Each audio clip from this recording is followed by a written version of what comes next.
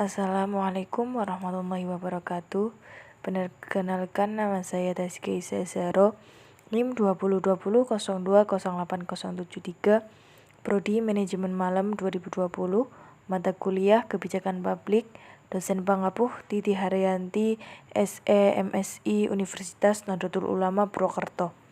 Kali ini saya akan mempresentasikan PowerPoint saya yang berjudul Formulasi Kebijakan Publik. Formulasi kebijakan publik. Menurut Anderson, dalam Winarmo menjelaskan bahwa perumusan kebijakan menyangkut upaya menjawab pertanyaan bagaimana alternatif yang disepakati untuk masalah-masalah yang dikembangkan dan siapa yang berpartisipasi. Proses itu adalah proses yang secara spesifik ditujukan untuk menyelesaikan persoalan-persoalan khusus.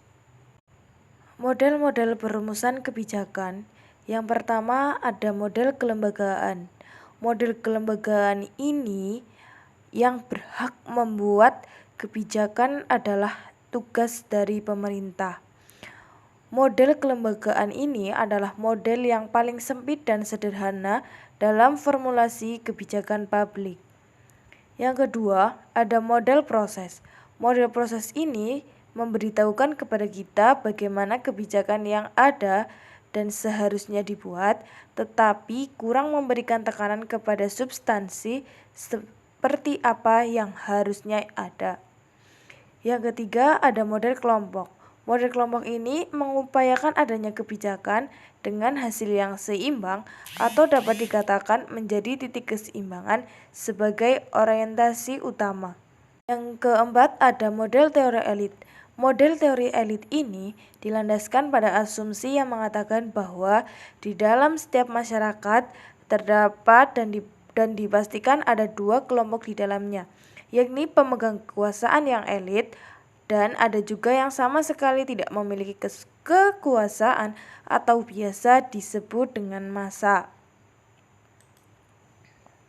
Yang kelima, ada model rasionalis. Model rasionalis ini mengatakan bahwa kebijakan sebagai maksimum social gain, yang berarti pemerintah telah ditetapkan sebagai pembuatan kebijakan, tetapi kebijakan tersebut dituntut agar dapat memberikan manfaat yang optimum bagi masyarakat.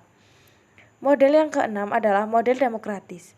Model demokratis ini adalah model yang menghendaki agar setiap pemilik hak demokrasi diikuti dan disertakan sebanyak-banyaknya dalam penentuan kebijakan. Aktor dalam formulasi kebijakan publik. Aktor dalam formulasi adalah orang-orang atau kelompok yang terlibat dalam suatu proses kebijakan publik dan memiliki pengaruh terhadap kebijakan tersebut. Kajian terhadap kebijakan tersebut, para aktor merupakan penentu isi dari kebijakan dan pemberi warna dinamika tahap-tahap proses kebijakan tersebut. Bahkan para ilmuwan politik memberikan penekanan khusus pada aktor-aktor ketika menganalisis proses kebijakan, termasuk para Laswellian yang menekankan pada who gets what. Lester dan Stewart dalam Kusumanegara 2010 memberikan pendapat bahwa aktor perumus kebijakan publik terdiri dari: yang pertama, ada agensi pemerintah; 2, kantor kepresidenan; 3, ada kongres; 4, kelompok kepentingan. Sedangkan menurut Moore, dalam anggaran 2014 187, secara umum aktor yang terlibat dalam perumusan kebijakan publik yaitu ada aktor masyarakat, aktor state, dan aktor privat. Ketiga aktor ini sangat berperan dalam sebuah proses penyusunan kebijakan publik. Nah, setelah kita tahu akan aktor-aktor, dan selanjutnya adalah teknik formulasi kebijakan. Ada yang pertama, tahapan perumusan masalah. Yang kedua, persyaratan perumusan masalah. Yang ketiga, kesalahan tipe 3. Yang keempat, perumusan kebijakan publik. Dan yang kelima, ada metode perumusan masalah. 4 fase dalam proses perumusan masalah. Yang pertama, mengenali masalah yang akan menghasilkan situasi masalah. Mencari masalah yang akan menghasilkan meta masalah atau peta masalah. Mendefinisikan masalah. Nanti kita akan tahu masalah-masalah publik. dan menspesifikkan masalah-masalah, yaitu masalah formal dan non-formal.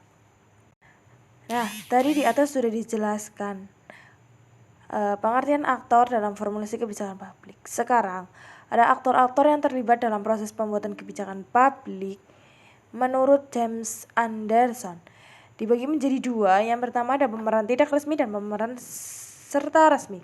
Pemeran tidak resmi terdiri dari kelompok kepentingan, partai politik, warga negara yang tidak resmi. Sedangkan pemeran secara resmi adalah agen pemerintah atau birokrasi, presiden atau eksekutif, legislatif, dan yudikatif. Nah, untuk yang terakhir ada kesimpulan. Kesimpulan dari formulasi kebijakan adalah formulasi kebijakan sebagai bagian dalam proses kebijakan publik yang merupakan tahap yang paling krusial karena implementasi dan evaluasi kebijakannya hanya dapat dilaksanakan apabila tahap formulasi kebijakan telah selesai.